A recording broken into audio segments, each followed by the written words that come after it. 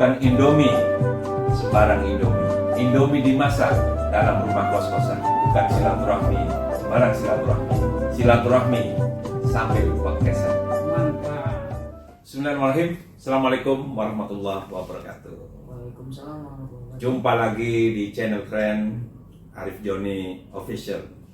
Hari ini kedatangan lagi anak muda, tapi ini tokoh perempuan muda ya, yang cukup terkenal ya di Kota Pontianak dan Kalimantan Barat, dan kebetulan lagi datang silaturahmi ke fraksi PKS ke ruang Arif Joni Podcast ini.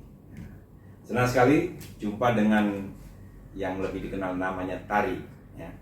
Dari namanya saja Tari itu dari akar kata yang bisa membentuk menari ya, tarian gitu.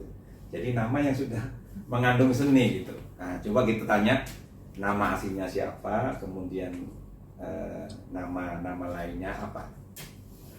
Assalamualaikum Tari. Waalaikumsalam Om. Coba ceritakan nih namanya siapa, terus panggilannya dan seterusnya. Kalau nama panggilan yang namanya Om kasih tahu tadi ke pemirsa. Dipanggil Om ini karena sudah dekat dengan Dekat keluarga. banget ya. Kalau nama aslinya Elva Azhariatul Jannah, tapi kalau teman-teman di dunia musik atau dunia entertain lebih kenal Elva Azhar. Artinya apa itu nama itu ya? Nama apa? Nama panjang tadi itu. Nama panjang. Nah, kira-kira Elva- kemana lah tuh? Elva Azhariatul Jannah itu artinya 1000 bunga di taman surga. Masya Allah, luar biasa ya. Ini sudah menggambarkan keindahan-keindahan gitu ya. Masya Jadi Allah. kenapa Elva? Orang tua berharap bahwa Elva itu kan diambil dari kata alfun yang artinya 1000, biar punya 1000 keterampilan, 1000 usaha, 1000 bakat, 1000 karya. multi talenta Iya. ya. Dan di antara talenta yang dia miliki adalah menulis dan seni ya. Nah ini saya pertama dulu nih, saya dikasih hadiah buku dengan judul Menyembuhkan Luka dengan Mencintai Ketetapannya, Elva Azhar. Coba diceritakan tentang buku ini. Ya, buku ini. Ya. Kalau menceritakan mungkin agak sedikit bergetar nada suaranya, jadi minta maaf karena buku ini adalah buku yang benar-benar menguras energi dan emosional saya sebagai penulisnya. Buku ini adalah buku tentang proses penerimaan terhadap sesuatu yang disebut dengan kehilangan, dan ini kehilangan itu kehilangan Umi Subhanallah. yang notabene Elva tuh baru mau deket sama Umi, belum sempat berbakti banyak, belum sempat membahagiakan, belum sempat membuktikan bahwa Elva anak yang layak untuk dibanggakan.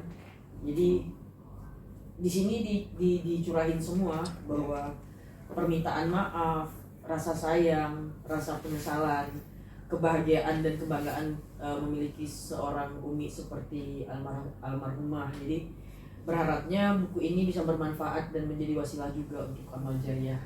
Subhanallah. Saya sangat kenal dengan umi beliau nih, Bu Nur Hasanah, dan bapak atau abi beliau namanya Pak Burhansyah, yang juga sudah podcast di sini ya, sudah mendahului sebagai tokoh Kalimantan Barat, sebagai ketua IKANDI, dan aktif di masyarakat, aktif berdakwah. Subhanallah, mudah-mudahan memang menjadi amal soleh, dan kita berdoa mudah-mudahan almarhumah husnul khotimah dan senantiasa mendapatkan rahmat dan maghfirah dari Allah Subhanahu wa taala. Terus kemudian tadi disebut di sini ada namanya Elva Azhar. Berbeda dengan nama yang asli tadi yang panjangnya. Apa ini intinya? Elva Azhar itu cuman agar teman-teman nggak ribet aja sih Om. Kalau Elva, misalnya ada panggung atau apa, Elva Azhariatul Jannah kan agak panjang ya. Jadi disingkat lah dari Azhariatul, dipotong jadi Azhar aja. Jadi Elva Azhar. Betul. Jadi nama panggung itu perlu juga ya di dunia seni. Saya juga mau ganti apa ya nama saya, Arif Joni. Arif Pantun kali ya. Boleh ya. Nah, karena saya ini suka berpantun. Nah gitu. Ingat Karun Goni, ingat kain katun. Ingat Arif Joni, ingat juga pantun. berpantun.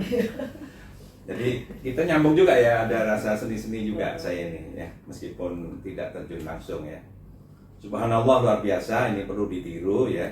Sebuah unek-unek, kemudian impian, kemudian surhatan dari ingin seorang anak ingin berbakti pada orang tua, ingin membahagiakan, ditulis dalam sebuah buku. Luar biasa, saya ternyuh ya. Terharu dengan buku ini ya. Belum baca saja saya sudah terharu dari sekelumit keinginan beliau mencurahkan isi hati beliau terhadap buku ini. Satu lagi, saya juga mengenal tari ini ya, nama panggilan sehari-hari beliau itu tari ya. Suka di bidang seni ya, terutama tari suara, kemudian teater ya. Anak saya sempat tersentuh oleh bimbingan beliau di teater. Coba mungkin bisa cerita sendiri khusus tentang dunia seni, musik maupun di teater ya. Kalau di teater kebetulan emang bukan ranah tari sebenarnya Om kalau teater. Cuman memang pernah bergelut di dunia acting di tahun 2010-an gitu, lupa tepatnya di tahun berapa. Jadi ketika waktu itu merantau ke Jakarta dan emang di dunia kerjanya di dunia acting. Jadi memang nggak pernah bersentuhan langsung sama teater. Nah waktu itu anak Om jadi siswa di salah satu sekolah swasta Pontianak dan saat itu sekolah itu membutuhkan seorang pendamping untuk menghadiri lomba, untuk mengikuti lomba, mendampingi peserta ya. Anak itu ya. Jadi butuh coach. Jadi saya bilang insya Allah saya siap kalau memang saya dipercaya. Nah ketika itu bersentuhanlah langsung sama yang namanya dunia teater. Teater dan acting itu kan dua hal yang berbeda. Teater adalah acting secara langsung. Kalau film kan acting yang bisa diulang. Kalau salah cut, ulang lagi dong sini nih. Kalau teater nggak bisa, kita harus improve. Nah saat itu teman-teman sekolah yang tari dampingi alhamdulillah dapat juara 2 se-Asia. Masya Allah, luar biasa nih. Jadi belum ada produk khusus di dunia acting ya, tetapi sudah berprestasi ya. Termasuk anak saya itu sangat terkesan dengan bimbingan beliau dalam dunia teater ya. Luar biasa. Saya ingin juga tuh bagaimana menjadi sosok figuran pun tidak apalah ya, bukan jadi pemain utama ya. Pengen juga jadi figuran di teater itu, karena saya juga suka apresiasi terhadap seni acting ini ya.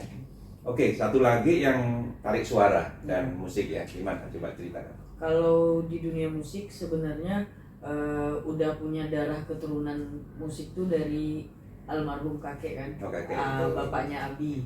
Jadi kakek itu dulu kalau orkes tunggal, punya orkes tunggal, tapi di tengah jalan berhenti karena memang mau fokus sama dakwah. Betul. Jadi kakek beliau ini dakwah dai yang cukup terkenal di Kalimantan Barat. Jadi luar biasa ya.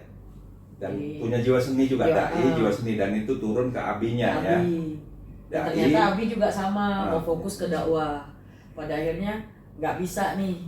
Maksudnya tari berpikir bahwa sesuatu yang kita punya kalau kita nggak keluarin jadinya akan orang-orang jadi nggak tahu. Betul. Sama kayak kita pengen A tapi ketika kita nggak bilang nih aku pengen A, kalau kita nggak bilang orang nggak tahu kita pengen, jadi orang nggak bisa memenuhi itu.